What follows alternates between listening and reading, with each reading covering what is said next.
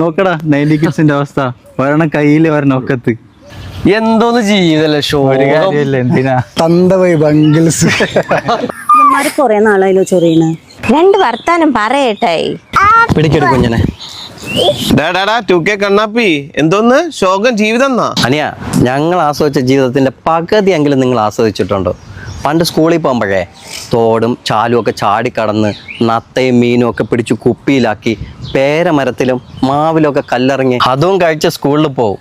അതൊക്കെ ഇപ്പൊ സ്കൂൾ ബസ്സിൽ പോകുന്ന നിനക്കൊക്കെ ആസ്വദിക്കാൻ പറ്റിയിട്ടുണ്ടോ? ഇന്റർവെല്ലിനും അത് കഴിഞ്ഞ് സ്കൂൾ വിടുമ്പോഴും മരത്തണലത്ത് ബെഞ്ചിട്ട് മിഠായി വെക്കുന്ന അമ്മച്ചിയുടെ അടുത്ത് പോയിട്ട് തേമുട്ടായി, പുളിമുട്ടായി, ബോംബെ പൂട, ജോക്കർ മിഠായി, നെല്ലിക്ക വെള്ളം, ഇങ്ങനത്തെ പല വെറൈറ്റി ഐറ്റങ്ങൾ കൂട്ടം കൂടി ഇരുന്ന് കഴിച്ച് ആസ്വദിച്ചിട്ടുണ്ടോ? നമ്മളൊക്കെ അവധിക്കാലാവാൻ വേണ്ടി കാത്തിരിക്കും. കിളിയാൻ തൊട്ട് കളി, വട്ടുകളി, കള്ളനും പോലീസും കളി, ഒളിച്ചു കളി, ഏറും പന്തും കളി, കുറ്റിയും കോലും, അങ്ങനെ പറഞ്ഞാ തീരാത്ത എത്ര കളികൾ. ഇതൊക്കെ നിങ്ങളുടെ മൊബൈൽ ഗെയിമിന് കിട്ടുമോ? ഇനി ഒരു പെൺകുട്ടിയോട് പ്രണയം തോന്നിയാലോ പറയാതെ വർഷങ്ങളോളം മനസ്സിൽ കൊണ്ട് നടക്കും.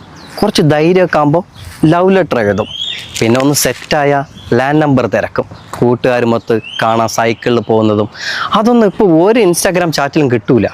കാസറ്റുകളുമായി ജനിച്ച് സീഡികളുമായി വളർന്ന് 512 MB ഫ്ലോപ്പി ഡിസ്കിൽ ഫയലുകൾ ഒതുക്കിയവരാണ് ഞങ്ങൾ. ബ്ലാക്ക് ആൻഡ് വൈറ്റ് ഫോണിൽ മെസ്സേജ് ടൈപ്പ് ചെയ്ത് 2G ഇന്റർനെറ്റിൽ ലോകം വയർലെസ് ആയി മാറുന്നത് കണ്ട തലമുറ. ടൈപ്പ് റൈറ്ററിൽ തുടങ്ങിയ ഞങ്ങൾ ഇന്ന് ക്ലൗഡിൽ കോഡിംഗ് ചെയ്യുന്നു.